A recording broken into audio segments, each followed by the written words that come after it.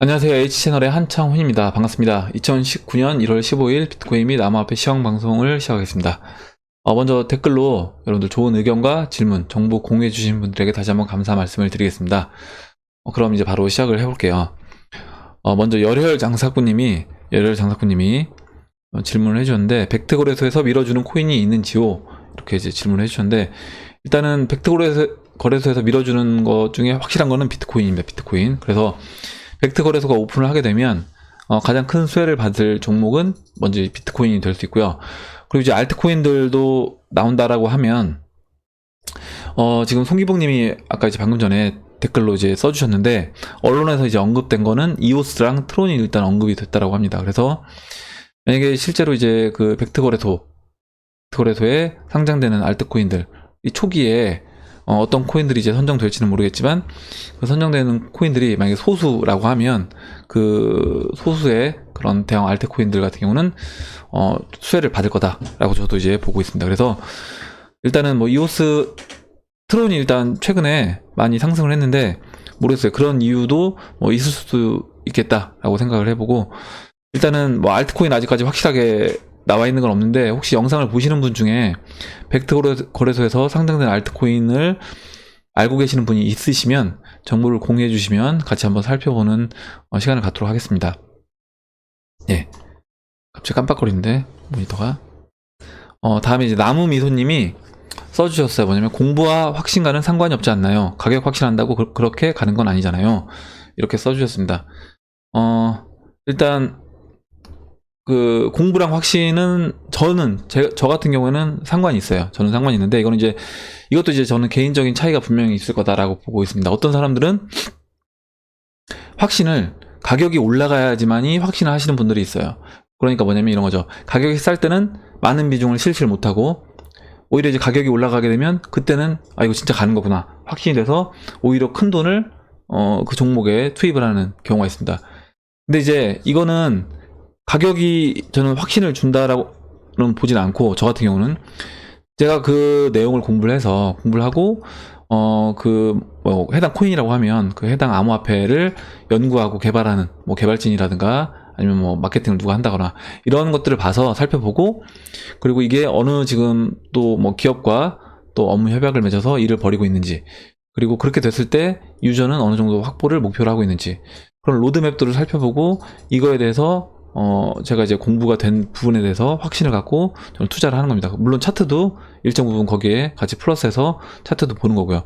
그래서 일단 그 확신을 갖는 기준은 저 같은 경우는 공부를 해서, 제가 그거에 대해서 공부를 하고 살펴본 다음에 여러 가지 이제 정황들을 살펴보고, 이거는 지금 돈을 내가 투입을 해서 투자를 해야 되겠다라고 판단이 되면 그때 이제 투자를 하게 됩니다. 그래서 확신을 얻는 방법은 사람들마다 차이가 있고, 아마 여러분들도 한번 질문을 해보시면 좋을 것 같아요. 여러분들 자신한테. 뭐냐면, 내가 과연 나는 그러면 어떤 거가 됐을 때, 어떤 조건이 성립이 됐을 때 나는 확신을 갖는가? 어떤 투자 대상에 대해서요. 아마 만약에 여러분들이 나는 이제 리플이 10,000원이 되면 그때 확신을 갖고 투자를 하겠다라고 생각하시면, 물론 그 리플이 10,000원이 됐을 때는 10,000원이 됐을 때 당연히 지금 가격보다는 10,000원이 됐을 때 리플이 뭐 120달러로 상승할 수 있는, 그리고 589달러까지 뭐 상승할 수 있는 여력은 훨씬 더 높은 거죠. 확률은. 왜냐면 589달러에 좀 더 근접한 상황이니까 지금보다는요. 하지만 그만큼 비싸게 사야 된다라는 거. 그래서 내가 이 어떤 코인의 암호화폐에 대해서 충분히 공부가 되고 그 정도 어떤 가격에 대해서 예측이 가능하다라고 하면, 뭐 물론 가격적인 면에서는 확신이 좀 덜 된다라고 하더라도 그만큼 유리한 점이 있는 거다. 리스크도 있지만, 그 가격까지 오지 않은 상태이기 때문에 리스크도 있지만 그만큼 유리한 것도 있다. 예, 저는 그렇게 보고 있습니다. 그래서 이 부분은 이제 개인적인 차가 저는 있을 것 같아요. 그래서 뭐 공부와 확신과는 상관이 있는 분들도 있는 거고, 그러니까 상관이 없다라고 생각하는 분들도 있을 거다라고 보고 있습니다. 한번 여러분들도, 근데 제가 이걸 왜 읽어드렸냐면, 본인한테 한번 여러분들이 물어보시면 좋을 것 같아서 이거를 읽어드렸거든요. 그러니까 뭐냐면, 과연 나는 어떤 경우에 확신을 갖고 투자를 하는지 한번 여러분들도 본인한테 물어보고, 자신한테 물어보고, 그리고 그거에 대해서 한번 생각을 해보면 투자를 할 때 여러분들이 이제 도움을 얻으실 수 있을 것 같아서 한번 얘기를 꺼내봤습니다. 다음으로 그 다음에 김만두님하고 이제 몇 분이 이제 의견을 써주셨는데, 지금 이제 리플 589달러 가능할까 이 얘기를 제가 어제 제목을 달았기 때문에 이런 댓글이 이제 달릴 거라고 저도 생각을 했어요. 그러니까 5,000원도 갈지 안 갈지 모르는 상황에 리플 60만원은 좀 아니지 않냐, 제목만 보고 이렇게 댓글을 남기신다고 이렇게 얘기해 주셨습니다. 그래서 일단은 만약 비트가 예전에 뭐 2010년도 11년도에 1달러가 아니라 1달러도 안 하는 시절, 뭐 300원 400원일 때 비트코인 1000만원 간다, 아니면 뭐 1억 간다 라고 누군가 얘기를 했으면 과연 얼마나 많은 사람들이 맞아요, 비트코인 지금 300원이지만 1000만원 갈 수 있어, 이렇게 얘기를 했겠냐는 거죠. 그래서 그 부분은 지금 저는 리플도 마찬가지라고 보는 거예요. 리플도 5,000원도 갈지 안 갈지 모르는 상황이죠. 이거는 뭐 미래의 일이니까 모르는 상황인데, 사실 작년에 리플이 이제 4,700원 찍을 때, 그때 가기 전에 리플이 이제 900원까지 찍고요. 원화에서 이제 프리미엄이 워낙 많았으니까 먼저 찍고 그 다음에 쭉 빠져서 180원인가까지 빠졌었습니다. 빠졌었는데 그 당시에 뭐였냐면 리플은 1,000원 넘기 힘들 거다 라고 얘기를 했어요. 1,000원 넘기 힘들 거다 라고 얘기를 했고, 실질적으로 이제 1,000원 부근에서 저도 상당량을 매도를 했었습니다. 했는데 결과적으로 이제 지나고 보니까 그 사람들이 대부분 얘기했던 1,000원 넘기 힘들 거다 라고 했던 그거를 넘어서서, 아마 그 당시에 이제 웃긴 짤들이 많았는데, 리플은 1,000원 넘으려면 뭐 2025년 넘어가야 된다. 넘어가야지 리플이 뭐 1,000원 된다. 이런 식으로 이제 얘기, 뭐 약간 우스갯소리로 이런 식으로 짤들도 많이 있었습니다. 근데 결과적으로 이제 1,000원이 넘어가고 4,700원까지 갔었어요. 4,500원 이상 이렇게 상승을 했는데, 저는 지금도 마찬가지라는 거죠. 우리가 어떤 이거를 한계치를 두고, 야, 리플 5,000원 넘기 힘들 거야, 10,000원 넘기 힘들 거야, 저는 이렇게는 생각하지 않는다는 거예요. 물론 그렇다고 해서 리플을 뭐 589달러까지 계속 들고 갈 거냐, 그것도 아닙니다. 그것도 아니고, 제가 이따가 어떤 분이 이제 물어보셔서 제가 내용을 쓰긴 했는데, 여기 썼었나요? 잠깐만요. 예, 여긴 아닌데, 뭐냐면 지금 만약에 이 시점에서 비트코인이 이 가격에 머무른다는 전제 하에 리플이 혼자 비트 마켓에서 혼자 치고 올라가서 제가 예상하는 리플의 사토시 가격으로 고점에 다다른다라고 하면, 저는 그때 리플이 원화 가격으로 뭐 2,000원이든 3,000원이든 일정 부분 상당량을 제가 보유하고 있는 리플을 매도를 할 겁니다. 매도를 할 거예요. 그 얘기는 뭐냐면, 그러니까 제가 보는 관점은 이거 상대적인 거예요. 상대적인 거기 때문에 리플이 무조건 절대 금액으로 10만원에 매도하겠다, 뭐 20만원에 매도하겠다, 뭐 589달러에 매도하겠다, 이건 아니라는 겁니다.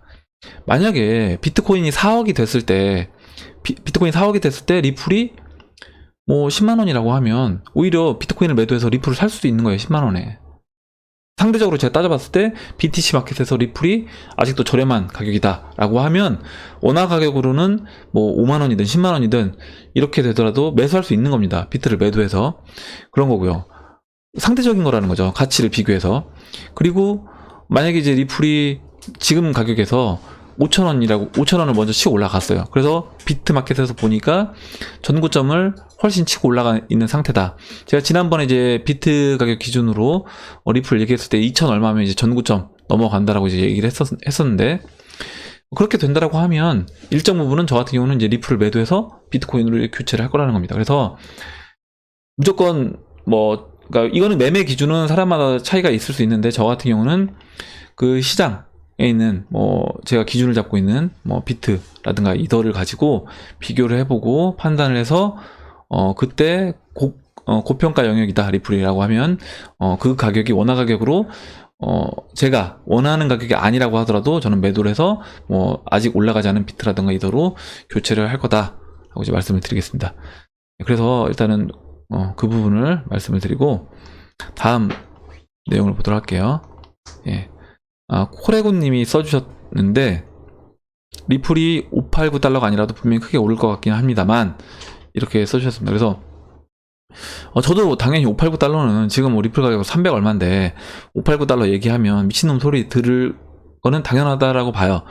당연한데 그런 거죠. 제가 이제 말씀드리는 건 뭐냐면, 만약에 그 달러 가치가, 제가 여기서 아까 이제 말씀드린 부분 포함해서 달러 가치가 급격하게 이제 영원으로 수렴이 된다라고 하면, 그때는 우리가 상상하는 것 이상으로 빨리 도달할 수도 있다.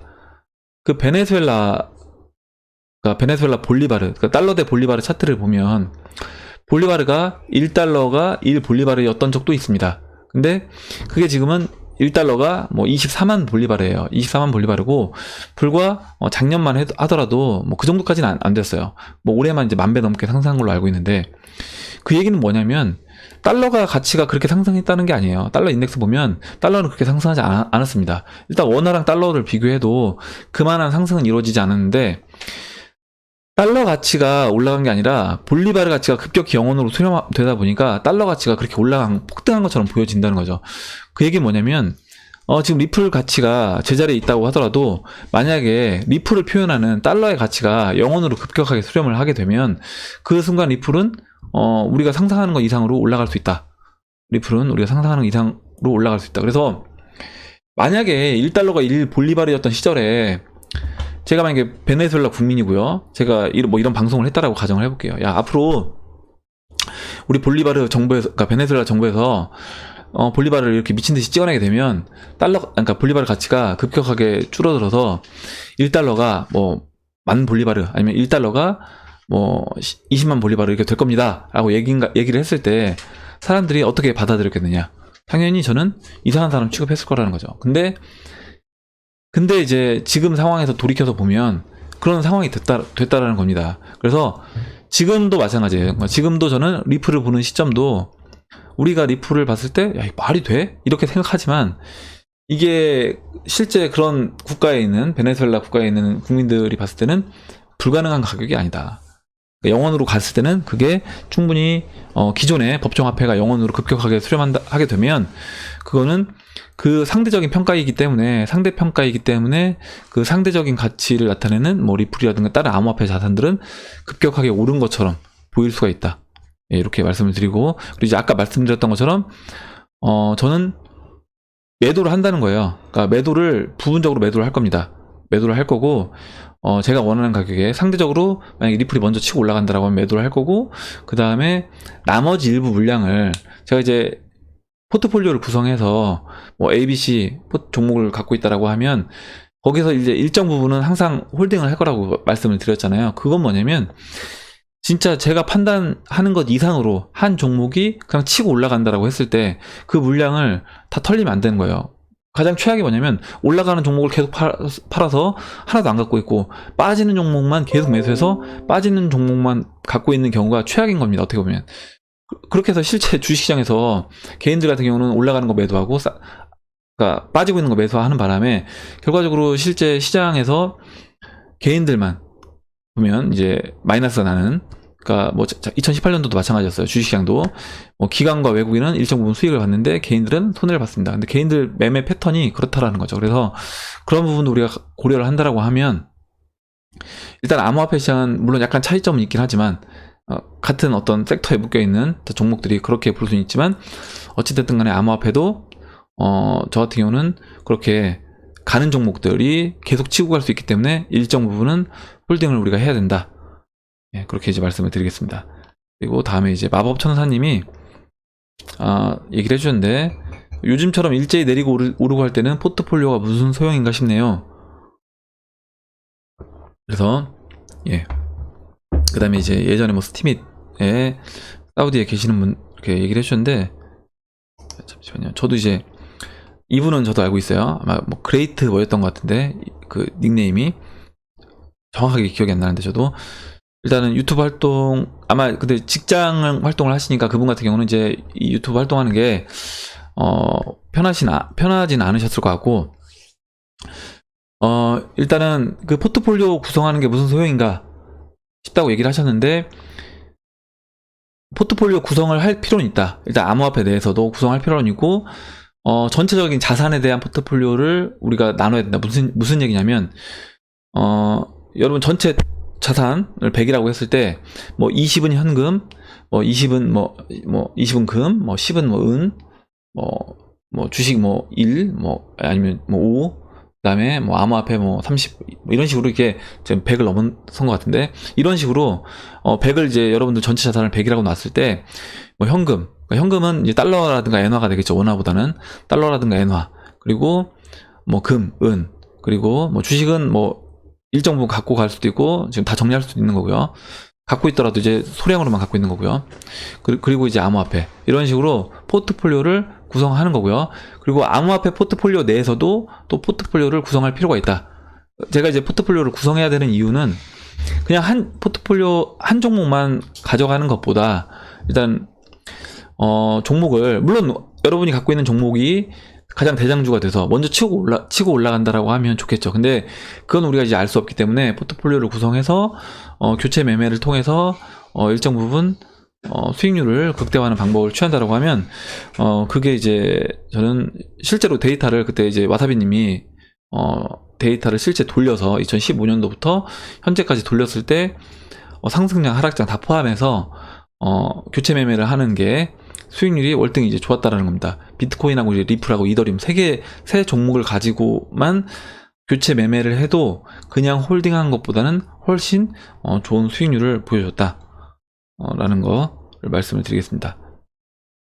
그래서 포트폴리오는 저는 제 생각에는 전체 자산에 대한 포트폴리오, 거기에 또 암호화폐에서도 암호화폐 내부에서 또 그 종목에 대한 포트폴리오를 구성할 필요가 있다, 이제 말씀을 드리겠습니다. 다음에 서창렬님이 써주셨는데요. 예. 볼게요. 질문이 있는데, 이제 코인 중에 리퍼리움 코인이 있는데 관심이 많습니다. 실제 사용자도 100만 명이라고 하네요. 나름 공부를 하고 있는데 어떤 의견을 갖고 있는지 한번 이제 물어봐 주셨는데, 저는 리퍼리움은 이제 보유하고 있지 않은데, 일단 보니까 리퍼리움이 어떤 코인이냐면 그거예요. 그 게임 관련된 코인인데, 결국 이제 게임도 구글 플레이라든가 이런 걸 보면 게임 개발사가 있고요. 또 이제 유통사가 또 따로 있는 경우가 있습니다. 유통사도 따로 있고, 또 유통사가 이제 마케팅도 같이 하기도 하고, 이렇게 나눠져 있어요. 나눠져 있고 이제 소비자가 있는 거죠. 근데 유통을 시키려고 하다 보니까 결국에 이제 구글 플레이에 올려놓고 유통을 시켜야 되는 거예요. 그냥 내가 개인적으로 유통시키기는 한계가 있다.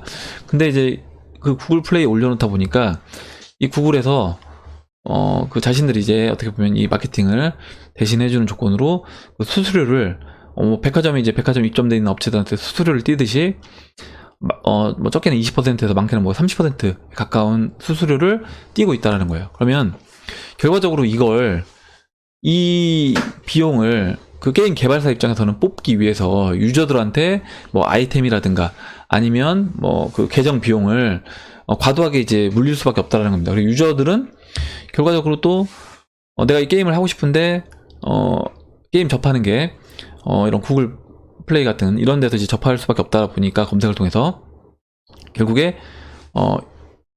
내가 나한테 이제 보상도 없는 거죠. 보상도 없는 상태에서 그냥 게임을 이용하게 되는 겁니다. 근데 만약에 이제 이런 리퍼리움이라든가 또 비슷한 게 이제 우리나라 코인 중에 플레이 코인이라고 있어요. 그래서 플레이 코인도 비슷한 거예요. 그러니까 개념은 뭐냐면 우리가 이제 게임을 합니다. 게임을 하면서 실질적으로 뭐 광고를 본다거나 게임 내에서, 근데 그 광고를 보는 게 결국에는 이제 개발사들이 다 그 수입원으로 가져가는 거죠. 근데 그게 아니라 내가 게임을 하고 게임을 누군가한테 뭐 소개를 한다라거나 이런 모든 활동이 제 수익으로 잡힐 수 있는 겁니다. 왜냐면 그 중간에 껴있는 구글 플레이에 주지 않는다라고 하면 주는 것 대신 뭐 예를 들어 리퍼리움이라든가 뭐 플레이코인한테 구글에 30을 줄 걸 뭐 리퍼리움이 1만 가져간다거나 아니면 플레이코인이 뭐 1만 가져간다거나 이런 식으로 적은 양만 가져가는 거예요. 거의 뭐 미비한 금액만 가져가고 그 나머지를 다시 게임하는 유저와 게임 개발자들이 나눠 갖는다라고 하면 실제 게임을 즐기면서 내가 돈을 벌 수도 있는, 그래서 우리가 앞으로 하는 모든 활동이 저는 이제 보상을 받을 수밖에 없게 되겠다. 그래서 이제 결과적으로 이런 시장은 그 플랫폼 코인들, 그 이오스면 이오스, 뭐 이더리움이면 이더리움, 그리고 뭐 네오, 뭐 퀀텀 이런 플랫폼 코인들에 관련돼서 이런 그 지금 리퍼리움이라든가 뭐 플레이코인 같은 코인들은 나올 수밖에 없다라는 거예요. 이오스 관련 게임도 나올 테고 뭐 이더리움을 기반으로 한 게임들도 나올 것이기 때문에 그런 것들을 이제 올려놓고 거기에서 이제 수수료를 받는 그런 코인들은 나올 수밖에 없다. 그러면 결과적으로 어떤 플랫폼을 선택하느냐, 그리고 거기서 얼만큼 경쟁력을 확보하느냐가 저는 중요하다고 보고 있고, 실제 이 100만이 진짜 100만 명이 실제 사용자일지는 좀 모르겠어요. 그 리퍼리움 거기까지는 확인을 못했는데, 그러니까 사이트는 들어가 봤는데 실제 이제 돌아가고 있긴 했어요. 돌아가고 있긴 한데 실제 100만 명 정도로 사용되고 있는 느낌은 저는 못 받았는데, 만약에 그렇다라고 100만 명이 진짜 활발하게 사용하고 있는 그런 곳이라고 하면 리퍼리움은 저는 성장 가능성이 충분하다. 그리고 이제 시총이 300이 정도 되더라고요. 그러니까 리퍼리움도 그렇고 플레이코인도 시총이 둘 다 이제 342위권 있기 때문에 뭐 그 정도의 순위라고 하면, 그리고 이제 유저가 이 정도로 확보가 돼 있다라고 하면 성장 가능성은 저는 있는 코인이다라고 보고 있습니다. 그만큼 또 경쟁도 이제 치열한 거예요, 이런 시장은. 그리고 다음 보도록 할게요. 송기봉님이 어제 이제 의견을 써주셨어요. 그래서 위에는 이제 개인적인 내용이고, 어젯밤에 이제 트론에 대해서 분석한 내용이다라고 이제 얘기를 해주셨고, 대세 종목이 이번 상승의 이제 대세 종목이 무엇이냐라고 하면 트론이었다라는 겁니다. 그러니까 물론 소형 알트코인 중에 이미 뭐 BTC 마켓에서 고점을 치고 있는 종목이 있을 수 있어요. 근데 시총이 예를 들어서 뭐 10억이나 20억 되는 코인이 시총 50억, 60억, 뭐 100억 됐다라고 해서 이거를 시장이 상승장으로 간다라고 얘기하기는 쉽지 않다는 거죠. 왜냐면 그거는 진짜 뭐 금액 얼마 안 되는 돈 가지고 펌핑을 시킬 수 있다는 겁니다. 뭐 고래도 아닌 일부 조그만 세력이 이 펌핑을 시킬 수 있기 때문에 이걸 가지고 우리가 시장이 상승한다라고 얘기할 수 없지만, 시총이 이제 1.7조 원 정도가 되는 트론이 만약에 여기에서 BTC 마켓에서 고점까지 치고 올라갔다라고 하면, 그때는 일단은 대형 자금이 들어왔다. 대형 자금이 들어왔고 그렇게 된다라고 했을 때는 시장이 상승장으로 갈 수 있는 어떻게 보면 발판을 마련했다라고 저는 보고 있는 겁니다. 그래서 일단 트론이 실제 그렇게 움직였어요. 제가 이제 어제도 말씀을 드렸지만, 트론이 그 주봉에서 이제 보시면, 일단 일봉에서 한번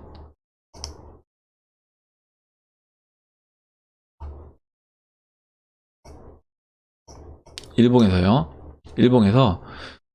이렇게 지금 잠시만요. 주봉에서 20주선을 먼저 체크를 하고, 제가 다시 한번 말씀드릴게요. 어제 한번 이제 보여드리긴 했는데 혹시 어제 영상을 이제 못 보신 분들이 또 있을 수 있으니까, 지금 20주 이동평균선이 지금 보시면 사토시 가격으로 이제 죄송합니다. 사토시가 아니라 지금 달러 차트예요. 달러 차트에서 먼저 그렇게 움직였다고 이제 말씀을 드리는 건데, 달러로 0.02달러에서 20주 이동평균선이 지금 평행하게 이제 됐습니다. 그래서 돌아 세우려고 하고 있는데, 일단 0.02달러, 그러면 보시면 일봉에서 보시면요, 0.02달러 위치가 지금 0.02달러가 여기입니다. 여기. 그래서 지금 0.02달러 여기고요. 0.02달러보다 약간 높았어요.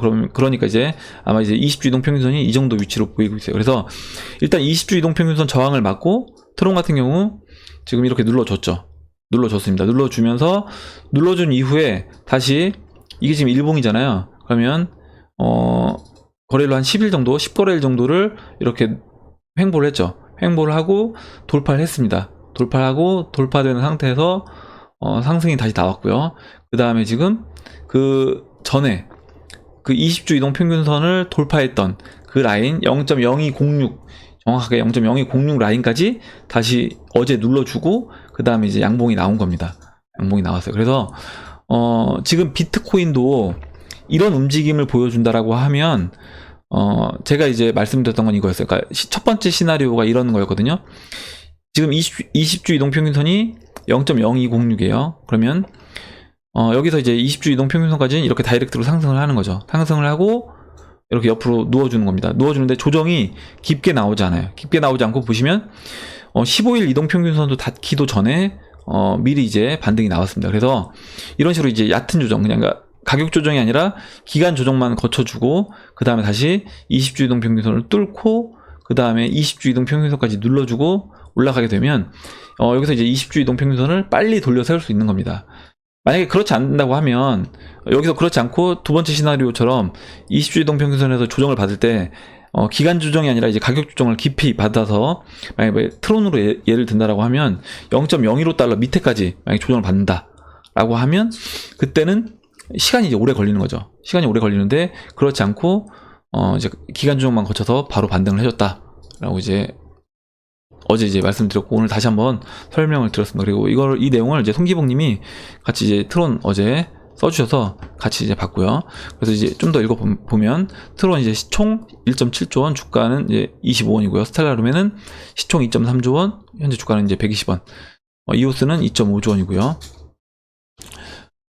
그래서 이제 트론에 대해서 간단하게 설명을 해주셨고, 스텔라루멘을 제껴도 뭐 120원, 트론 25원, 이더리움 제끼겠다는 발언이다. 아마 이제 가격적으로 트론이 120원이 되게 되면, 트론 같은 경우는 이제 발행 개수 자체가, 스텔라루멘보다 이제 많기 때문에, 이제 트론 같은 경우는 120원이 된다라고 했을 때, 스텔라루멘만 제끼는 게 아니라, 아마 이제 시총 저스틴 선이 얘기한 것처럼 시총 3위를 넘보겠다라는 부분을 이제 얘기한 것 같습니다. 이거는 이제 뭐 얘기는 할 수 있는 거니까요. 저스틴 선 입장에서는 어차피 이제 자신의 입으로 그냥 마케팅을 하는 거니까 이거는 뭐 돈 드는 거 아니잖아요. 자기 뭐 트위터에다 쓴다거나 이런 식으로 해서 사람들이 이제 관심을 좀 더 받을 수 있게끔 이렇게 저는 했다라고 보고 있고, 만약에 트론이 아까 이제 송기봉님이 다음 댓글에 써주셨던 것처럼 벡터거래소에 상장되는 그런 대형 알트코인 중에 하나라고 하면 아마 이 지금 상승하고 있는 이 추세를 이어서 저는 전고점까지 뛰어넘을 수 있다라고 이제 보고 있습니다. BTC 마켓에서요. 네, 이렇게 보고 넘어가도록 하겠습니다. 다음으로 이제 코인 참수님이 써주셨는데 그 JTB라는 유튜버 영상이 있는데 소개를 해주신다고. 그래서 결론은 경기 침체가 온다. 그래서 저도 이분을 아는 분이 이제 추천을 예전에 한 2달 전이었나요? 한 달 전이었나 해주셔서 이제 계속 봤는데 일단은 이분도 침체를 보는 건 저랑 똑같아요. 침체를 보는 거, 앞으로 경제 상황이 안 좋아질 거다. 근데 이분은 암호화폐 쪽으로 이 시장에 돈이 갈 거는 아니고 이제 이분은 금이라든가 은으로 자금이 갈 거다. 그리고 물론 그렇다고 해서 이제 뭐 가상화폐가, 그러니까 암호화폐가 나오지 않는다 이렇게 얘기하지 않더라고요. 4차 산업으로 넘어가면서 암호화폐를 쓸 건데 그 암호화폐가 금과 은을 이제 바탕으로 한 뭐 암호화폐 쓴다고 그렇게 이제 제가 들었던 기억이 나는데 이 부분은 사실 확실하지 않은데 그렇게 봤던 것 같아요. 그래서 어찌됐든 암호화폐 쪽은 지금 우리가 하고 있는 이런 비트라든가 이더 이쪽은 아니었다. 예, 저도 이제 그렇게 봤고 그리고 그래서 혹시 뭐 이 관련된 혹시 뭐 JTB라는 이분 영상을 못 보신 분들이 계시면 한번 이제 보시면 도움이 될 것 같고, 여기서 이제 코인 참수님이 얘기해 주신 건 뭐냐면 최근에 이분이 이제 건드라크 그 채권왕 건드라크 관련돼서 이런 지표 분석을 했어요. 그래서 금리 인상은 할 수 없고 저금리 시대로 이제 가야 한다고 하네요. 왜냐면 금리 인상을 여기서 이제 추가적으로 하게 되면 시장이 이제 무너질 수밖에 없는 상황이기 때문에 저금리 시대로 간다라고 얘기를 했다라는 거예요. 그럼 이제 국가 입장에서 안전한 투자 채권에는 한계가 있고 국가의 채무나 복지 등 비용 감당이 어려워지면서 결과적으로 이제 고위험 자산에 투자를 할 수밖에 없다라고 했다라고 합니다. 제가 이분 이제 최근 영상을 못 봐서 한번 저도 이제 보고 그 부분은 다시 한번 내용을 보고 제가 이제 여러분들하고 공유할 부분이 있으면 공유를 하도록 하겠습니다. 그래서 아마 이제 그 얘기를 했을 때 고위험 자산에 투자를 한다라고 했을 때 건드라크가 결과적으로 그런 고위험 자산은 그것이 이제 암호화폐가 될 가능성이 크다라고 아마 보셨다라고 이제 얘기를 해주신 것 같습니다. 그 내용을 같이 한번 정보를 공유해 봤습니다. 다음으로 이제 이재현님이 써주셨어요. 최근 블록체인의 거래 처리 속도 지연 및 단점들을 이야기하면서 해시 그래프가 블록체인을 대신할 거다라는 이야기가 나오고 있습니다. 곧 해시 그래프 기반으로 코인도 나온다고 하네요. 제가 잘 몰라서 거래 속도 능력이 월등히 높은 해시 그래프가 블록체인 기술을 대신할 경우 블록체인 기반으로 하는 코인들은 하얀 길로 들어설 것인지 여쭤봅니다. 이렇게 얘기해 주셨는데, 일단 제가 이 관련돼서 해시 그래프 관련돼서 간단하게 이제 소개를 해드리면, 그 해시 그래프, 일단 이 리먼 베어드랑 이 맨사문, 이 사람들이 이제 이 해시 그래프를 개발한 개발자들이에요. 일단 잠깐만요. 글씨가 안 보일 것 같아서 좀 확대를 해보겠습니다. 일단 이 해시 그래프의 코인은 헤데라입니다. 헤데라고, 헤데라는 그 뭐 유럽 쪽에서 얘기하는 그 넝쿨 식물이래요. 넝쿨 식물이고, 이 그 해시 그래프의 지금 이 마크 H랑 어떻게 보면 그 헤데라에 이렇게 그 넝쿨이 서로 연계돼서 하는 그 방식을 이렇게 표현한 로고 같아요. 그래서 읽어볼게요. 해시그래프란 기존 블록체인의 한계를 극복하고자 연결 리스크 방식이 아니라 하나의 노드가 다른 불특정 노드에게 가십을 전달하는 방식으로 작동하는 알고리즘이다. 기존 블록체인의 장점인 위변조 방지 기능과 탈중앙 의사결정 구조를 유지하면서도 1초에 수십만 건 이상의 빠른 속도로 트랜잭션을 처리할 수 있다. 그래서 이제 리먼 베어드가 창시를 했다. 미국 본사의 CEO는 맨스 하몬이다. 이렇게 얘기를 했습니다. 그래서 일단 잠깐 이 개요를 좀 더 한번 설명을 드려볼게요. 그래서 헤데라 해시그래프 플랫폼은 새로운 형태의 이제 분산 합의를 제공하는 거예요. 그래서 서로를 모르거나 신뢰하지 않는 사람들이 믿을 수 있는 중개자 없이도 안전하게 온라인상에서 협력하고 이제 거래할 수 있는 방법이다. 플랫폼은 번개처럼 빠르고 공정하며 안전하며 POW 작업을 요구하지 않는다. 헤데라는 개발자들이 이전에는 우리가 이제 가십이, 그러니까 어떤 입소문이 전달되는 과정과 비슷하게 그런 과정을 만드는 거라고 이제 보고 있고, 개발자들이 이전에는 불가능했던 완전히 새로운 종류의 DApp을 구축할 수 있게 한다.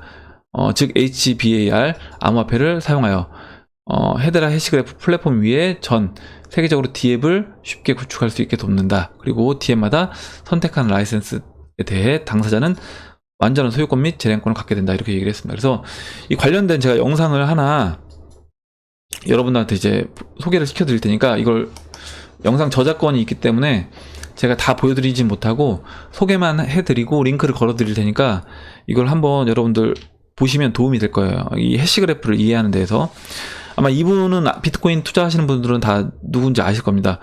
그 골드앤실버라는 사이트를 이제 운영하시는 분이시고, 이분이 뭐였냐면 앞으로 법정 화폐는 모든 화폐가 영원으로 수렴된다라고 얘기를 했던 분이고, 이분도 이제 비트코인 쪽을 2014년도부터인가 투자를 하셨던 걸로 제가 알고 있는데, 이분이 이제 지금 이 영상은 다른 회사에서 이 영상을 이제 따와서 올린 것 같은데, 제가 일단 이 영상을 찾아서 이 영상으로 이제 공유를 해드리겠습니다. 그래서 보시면 40분쯤부터 해서요, 해시그래프와 관련된 내용이 나옵니다. 좀 이렇게 자세하게 설명이 돼서 아마 이 영상 마지막까지 이 지금 멜로니 박사인가, 이분 이름이 제가 정확하게 기억이 안 나는데, 이 멜로니 박사 이분이 이제 해시그래프에 대해서 자신이 알게 되고 투자를 했다는 걸로 알고 있어요. 그래서 이분이 투자한 해시그래프 관련된 내용들이 쭉 나오기 때문에 아마 이 영상을 보시면 여러분들이 이제 이해를 하시는 데 도움이 될 것 같고, 제가 이 영상을 이제 여기서 틀진 않고 링크를 걸어 놓을 테니까 저작권 문제가 있기 때문에 한번 이제 여러분들 보시면 도움이 될 것 같습니다. 그래서 일단은 해시그래프라는 이제 관련된 그 헤데라를 제가 소개를 해드렸고, 근데 이제 이런 거예요. 뭐냐면 제가 이제 드리고 싶은 말씀은 뭐냐면, 야, 이게 나오면 비트코인은 다 망하는 거냐? 앞으로 이제 기존에 있던 블록체인 코인들은 다 망하는 거냐? 근데 헤데라뿐만 아니라 기존에 이제 나왔던 것들도 뭐냐면 비트코인의 단점을 보완해서 뭐 용량이라든가 속도라든가 이런 걸 다 성능을 개선해서 이제 코인들이 나옵니다. 뭐냐면 이런 거죠. 2세대, 3세대, 4세대, 뭐 5세대 코인 이렇게 나오고 있습니다. 그래서 아마도 뭐 헤데라 그 해시그래프도 마찬가지라고 보고 있어요. 저는 해시그래프가 뭐 기존의 코인들의 단점을 다 보완해서 나왔다고 하더라도 또 분명히 단점이 존재할 거고요. 그러면 얘를 또 보완해서 누군가 나오면서 우리가 이제 다음 세대, 차세대 코인이다 이렇게 나올 거라는 거죠. 그러면 결과적으로 그런 기술적인 부분은 저는 제가 계속 말씀드리지만 기술적인 부분은 극복할 수 있다라는 겁니다. 그러면 뭐가 더 중요하냐? 얼마나 많은 사람들이 그 시스템을 이제 믿고 사용하느냐. 물론 만약에 이제 이 시스템 자체를 믿지 못하겠다라고 하면 그거는 당연히 이제 신뢰가 깨지는 거기 때문에 가격적으로 이제 문제가 발생될 거라고 보고 있습니다. 근데 그렇지 않다라고 하면 그 신뢰만 유지하고 있다라고 하면 얼마나 그 기존 시스템을 믿고 있는 사람들이 많은지, 그러니까 유저가 얼마나 많은지, 그 네트워크가 얼마나 생태계가 잘 구축이 되어 있는지가 더 중요하다. 기술적인 부분보다도요. 저는 이제 그렇게 보고 있습니다. 그래서 지금도 이제 비트코인보다 훨씬 성능이 좋은 코인들이 나와도 비트코인 가격을 쉽게 뛰어넘지 못하는 게 저는 이제 그런 이유라고 이제 보고 있는 거예요. 네, 이렇게 보고 넘어가도록 하겠습니다. 다음 이제 무진님이 질문을 해주셨는데요. 중국 자본이 암호화폐에 이제 들어오게 되면 중국의 코인들이 날아갈 것이라고 이제 전망을 하기도 하는데 한국의 코인들도 몇 있는데 한국 정부가 규제를 풀어주면 한국의 코인들도 좀 더 탄력을 받을 수 있을까요? 라고 질문을 해주셨습니다. 그래서 이 부분은 일단은 중국 같은 경우는 약간 우리랑은 달라요. 뭐가 다르냐면 우리나라 같은 경우는 물론 네이버, 다음도 우리나라 플랫폼이죠. 쓰고 있는데 뭐 유튜브도 들어와 있고 구글도 우리나라는 막아놓지 않았습니다. 뭐 일정 부분적으로 구글에서 일정 부분들을 뭐 우리나라 차단을 해놓을 수는 있겠지만 전체적으로 구글을 완전히 막아놓지 않은 거예요. 근데 중국은 그와 다르게 차단을 해놓고 있습니다. 그래서 저는 이제 중국 관련된 코인들이 규제를 중국이 풀어줬을 때 중국 관련된 코인들은 그 부분에서 충분한 혜택을 저는 받을 거다라고 보고 있습니다. 물론 그 이후에 어떤 식으로 이제 진행이 될지는 모르겠지만, 근데 이제 우리나라 같은 경우는 약간 달라서 우리나라 한국계 코인들은 혜택을 우리나라에서 이제 ICO를 개방한다고 하더라도 혜택을 과연 크게 받을 것인가? 저는 그 부분은 약간 의심이 되고 지금 그냥 제가 예를 들었는데 예를 뭘로 들었냐면 이런 거죠. 우리나라 카페 많이 있잖아요. 카페 많은데 우리나라 국내 브랜드들이 있어요. 뭐 여러 개 있습니다. 근데 여러 개 국내 카페 프랜차이즈들보다도 스타벅스가 훨씬 잘 돼요. 그러니까 우리나라는 일단 약간 그런 미국 관련된 어떤 동경이라고 하나 뭐 이런 게 있다는 거죠. 그래서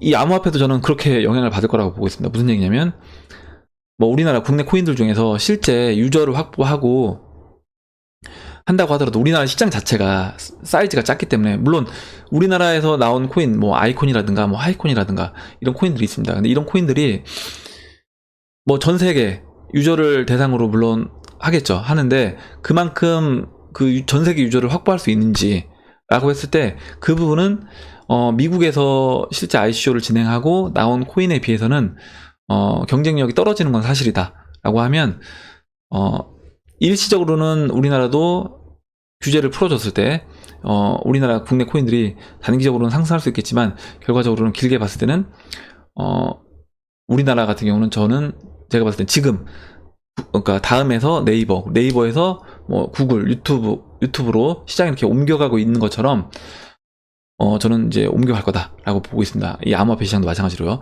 옮겨가든지 아니면 아예 처음부터 우리나라 국내 기업들은 자리를 오히려 못 잡고, 저도 이제 우리나라 국내 기업들이 이제 성장을 했으면 좋겠는데 오히려 못 잡고 그냥 바로 이제 시장을 미국계 관련된 그런 코인들이 장악을 하지 않을까 이렇게 이제 보고 있습니다.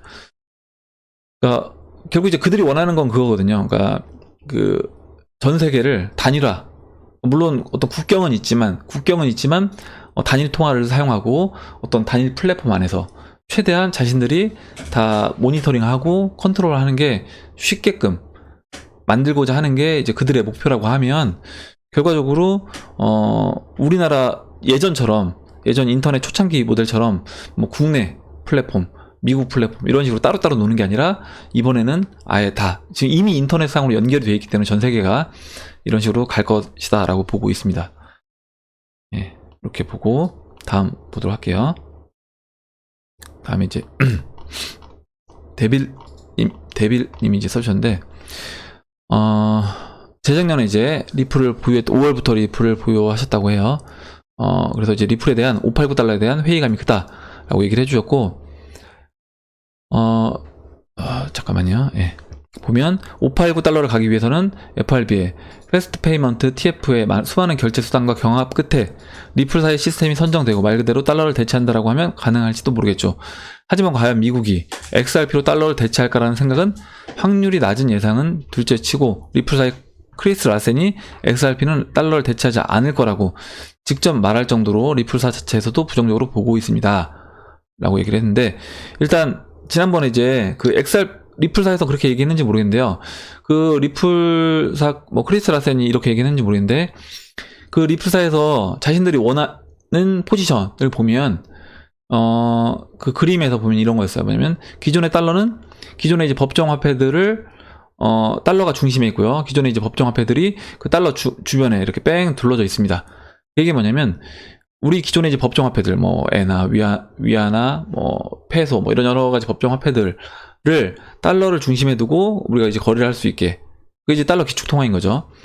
근데 이제 XRP가 원하는 포지션은 뭐였냐면 기존 법정 화폐 그리고 기존의 이제 가상 화폐들을 다 어우러서 그 중심에 XRP를 놓는 겁니다. 그러면 저는 어떻게 보면 그 XRP가 원하는 거는, 그 XRP의 목표는 달러를 뛰어넘는 거라고 보고 있는 거예요. 달러를 뛰어넘어서 결과적으로 모든 통화, 암호화폐 뿐만 아니라 법정화폐까지 모든 통화의 중심에 있는 것이 목표다. 그렇다라고 하면 지금 아까 이제 얘기하셨던 크리스 라센은 이렇게 얘기를 했을지 몰라도, 그건 이제 자신들이 어떻게 보면 대놓고 우리가 달러를 대체할 거다라고 주장은 저는 못할 거라고 봐요. 못할 거라고 보고, 우리가 어떤 역할을 하겠다라고 했을 때 우리 그 리플은 이런 역할을 할 겁니다라고 하면 결과적으로 그들이 말은 직접 안 했어도 최종적으로 원하는 목표는 암호화폐 그리고 법정화폐를 중심에 있는 그 브릿지 역할을 자신들이 하겠다라고 저는 보고 있는 겁니다. 그래서 이제 제가 그렇게 썼었고, 근데 이제 이렇게 얘기를 했을 때 지금 이분이 이제 이 데블님이 하신 얘기는 뭐냐면 너무 가격대가 어떻게 보면 높다는 거죠. 그래서 이 부분에 대해서 좀 그 오피셜도 아닌 좀 검증이 없는 그냥 베어러블 가이라든가 이런 식으로 좀만 더 읽어보면요. 589달러의 소스도 사실 넷에서 인터넷에서 베어러블 가이가 이미지로 589달러를 언급하면서 사람들이 연말에 589달러 갈 거라고 이제 착각해서 퍼진 겁니다. 베어러블 가이는 해당 589에 대해서도 계속 침묵을 지키다가 최근 연말에 589의 의미가 코발트의 원자량을 의미한다고 해명함으로써 수많은 사람들을 낚았죠. 제 생각에 베어러블 가이는 정말 고약한 부류입니다. 예, 물론 이렇게 생각하실 수도 있어요. 그 사람들 희망만 주고 어떻게 보면 이제 빨리 지치게 만드는 거죠. 실제 그 가격이 안 왔기 때문에.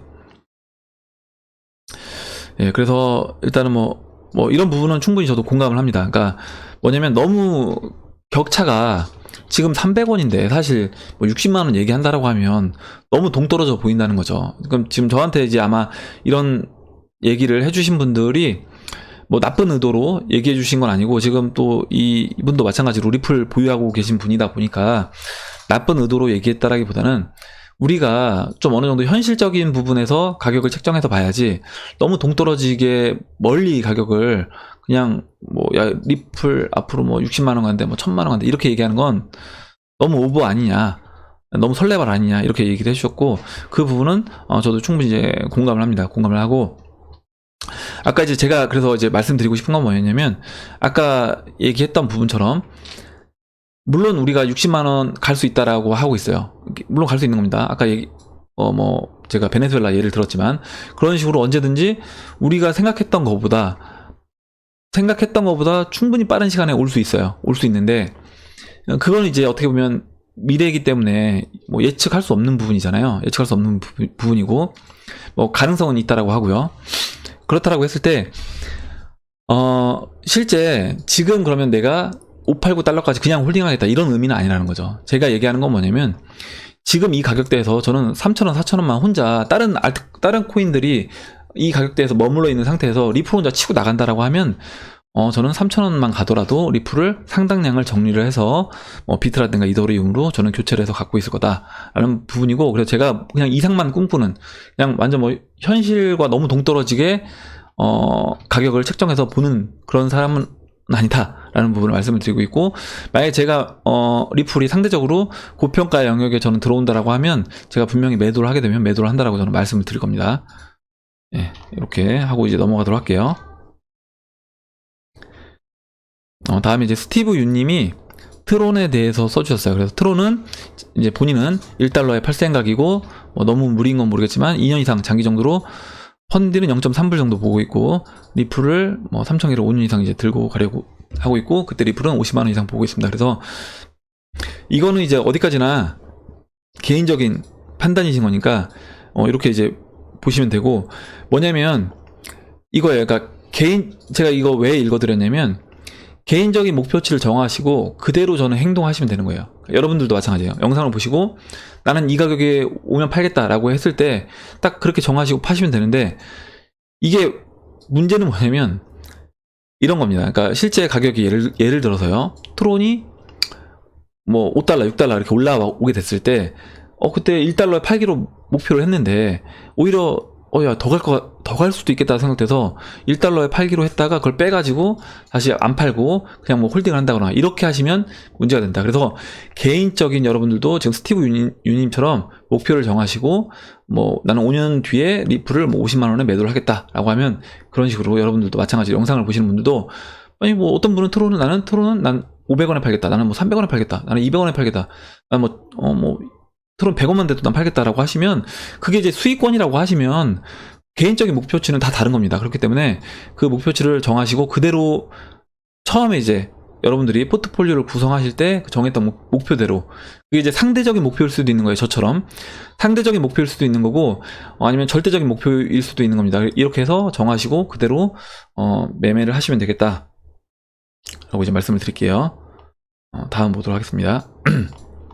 그리고 다음으로는 그 쉿코인님이 이제 써주셨는데, 비슷한 얘기를 해주셨어요. 아까 이제 여러분들하고 그러니까 지금 589달러 이제 얘기하면서 이 쉿코인님도 얘기를 해주셨는데, 결국 이제 한번 좀 읽어보겠습니다. 중간 부분부터.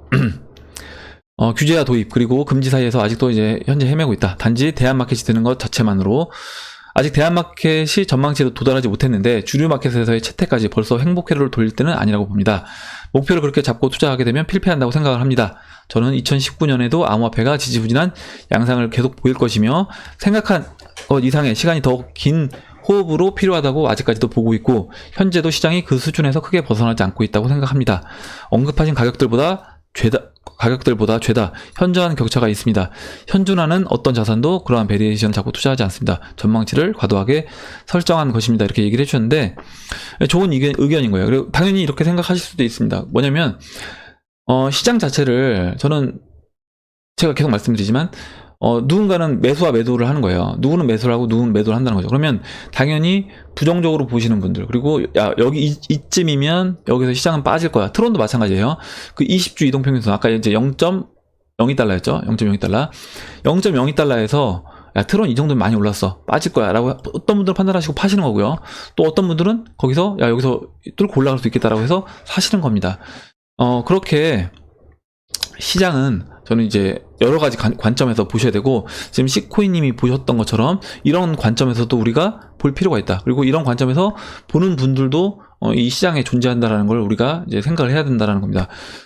제가 이제 아마 이제 그러니까 두 번째 시나리오대로 된다라고 하면, 지금 이 쉿코인님이 예상한 것처럼 2019년도가 지지부진한 모습을 저도 보일 거라고 보고 있어요. 뭐냐면 3,000달러에서 이제 6,000달러 사이에서 박스권 움직임을 보일 거다라고 보고 있는데, 그건 이제 두 번째 시나리오대로 흘러갔을 때 경우고요. 근데 지금 저 같은 경우는 뭐냐면, 대형 알트코인들이 먼저 트론 같은 경우 선행해서 이제 움직였다라고, 시장에서 움직였다라고 하면 20주 이동평균선을 넘어가고 지금 20주 이동평균선까지 눌러준 상태에서 다시 반등이 나왔기 때문에, 저는 이제 비트코인도 조만간 그런 움직임을 보일 거다라고 하면, 저는 아직도 일단은 오히려 이제 두 번째 시나리오보다는 첫 번째 시나리오가 좀 더 저는 이제 유력해 보인다라고 보고 있습니다.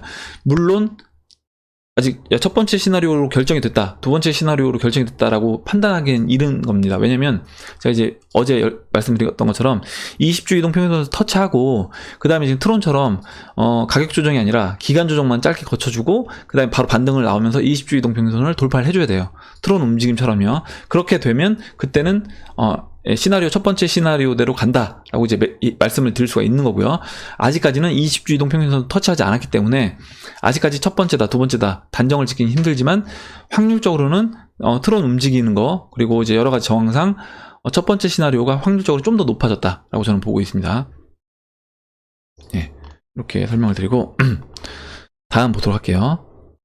다음은 김동규님이 지금 그래서 이제 약 반등 횡보 후 상승 전 시그널이라고 보느냐 이렇게 얘기를 해주셔서 어제 이제 제가 다우지수랑 비교해서 설명을 드렸어요. 어제 영상 보시면 안 보신 분들 한번 보시면 좋을 것 같은데 다우지수가 지금 채널 상단부를 깨고 내려왔습니다. 채널 안쪽으로 들어왔어요. 들어온 상태에서 다시 채널 상단부까지 올라오면서 차트를 거꾸로 봤을 때 눌림목을 줬다라는 거죠.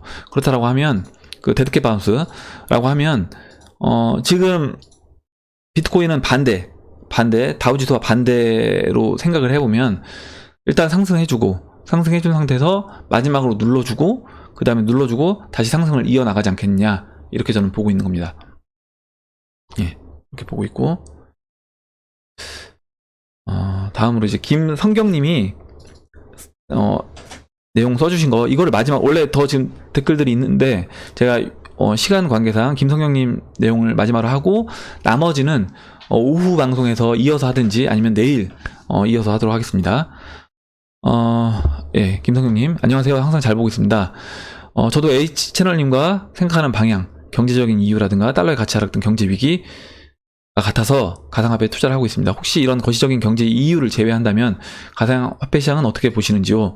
저는 전산 개발자로 일하면서 이러한 가상화폐 및 블록체인을 개발을 통해서 많은 기술들 및 신뢰를 보증할 수 있는 부분이 많이 있다고 생각을 합니다.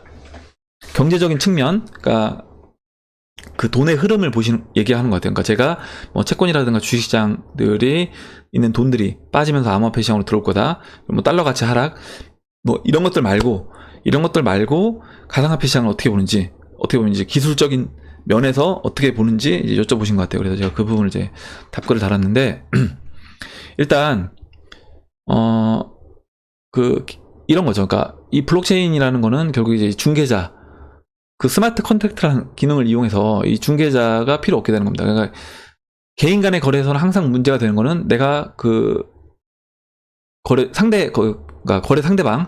상대방을 얼마나 신뢰할 수 있는가 이 부분이 문제인 거예요. 그리고 그 다수가 만들어낸 이 그 생태계라고 하면 네트워크라고 하면 그 부분을 우리가 과연 신뢰할 수 있을 것인가? 이 다수가 이 네트워크에 있는 그런 장부라든가 예를 들어 장부라고 하면 그 장부를 조작해서 이거를 악용할 수는 없을 것인가? 이런 부분까지 우리가 염두를 해놓는 거죠. 근데 이 부분을 저는 이제 블록체인 기술이 극복을 할 수 있다. 그래서 결과적으로 이전에 우리 기존 시스템은 뭐냐면 은행들이라든가 아니면 우리가 중고 물건을 산다라고 했을 때 그런 중고 물건을 산다라고 했을 때 중간에 개입되어 있는 중개업체가 있습니다. 중개업체가 있고 우리가 부동산을 거래할 때는 그 거래 상대방이 사기를 칠 수도 있기 때문에 어떤 장부를 조작한다거나 아니면 서류를 위조로 만들어서 실제 자신이 주인도 아닌데 조작을 할 수 있는 겁니다. 그렇기 때문에 그런 부분을 우리가 다 판단할 수가 없잖아요. 그래서 그 중간에 이제 부동산을 끼고 그 중개업자를 끼고 거래를 하는 겁니다. 믿을 수 있는 어느 정도 그 부분에 대해서 공부를 하고 있는 내용을 알고 있는 서류를 검토할 수 있는 중개업자가 보증을 해주고 서로 이제 거래를 성사를 시키는 거죠. 그거의 대가로 우리가 수수료를 지불을 하는 겁니다. 많게는 1%에서 2, 3%씩 수수료를 지불을 하는데요. 결과적으로 이런 일들, 그 수수료를 지불하는 일들은 저는 앞으로는 다 없어질 거다. 그러면 그 부동산 거래도 마찬가지로 그 스마트 컨트랙트 기능을 이용해서 될 것이고요. 마찬가지로 보험 거래도 그렇고요. 그리고 우리가 이제 물건을 사고 판다거나 아니면 내가 새로운 어떤 창작물을 만들어냈을 때 그 창작물을 시장에 바로 그냥 다이렉트로 올리고 그걸 평가받고 거래를 할 수 있는 이런 것들이 이루어질 수 있고 제가 만들어낸 어떤 콘텐츠가 이 소유권에 대해서도 당연히 이런 블록체인 기술을 이용해서 이게 과연 누구 건지 누구게 맞는지 법적 분쟁이 많잖아요. 음악 같은 경우는 많다고 하더라고요. 그래서 그런 음원에 대해서 야, 이게 누구 거냐, 내 거냐, 네 거냐 이런 거 가지고 소송이 이루어지는 경우도 굉장히 많고 그거에 묶여있는 돈도 상당량의 돈이 묶여있다라고 합니다. 그래서 이런 부분들을 앞으로 저는 이제 블록체인 기술이 많이 바꿔줄 거다라고 보고 있고 아마 이제 제가 지금 오늘 꺼낸 얘기 말고도 이 블록체인 기술이 단순히 어떤 뭐 달러가 뭐 비트코인이 달러를 대체한다, 뭐 리플이 달러를 대체한다 이런 거 말고요. 이런 거 말고 실제 기술적인 면에서 앞으로 우리의 생활을 어떻게 바꿀 수 있는지 아마 여러분들도 또 여러분들 나름대로 이제 생각하고 계신 분들이 굉장히 많을 거예요. 많을 건데 그런 부분들을 한번 같이 댓글로 또 남겨주시면 공유해보는 시간을 가져보면 좋을 것 같습니다. 제가 오늘 얘기한 거 뭐 포함해서 얘기한 거 말고도 여러분들이 또 아는 내용들을 같이 얘기해보면 좋을 것 같습니다.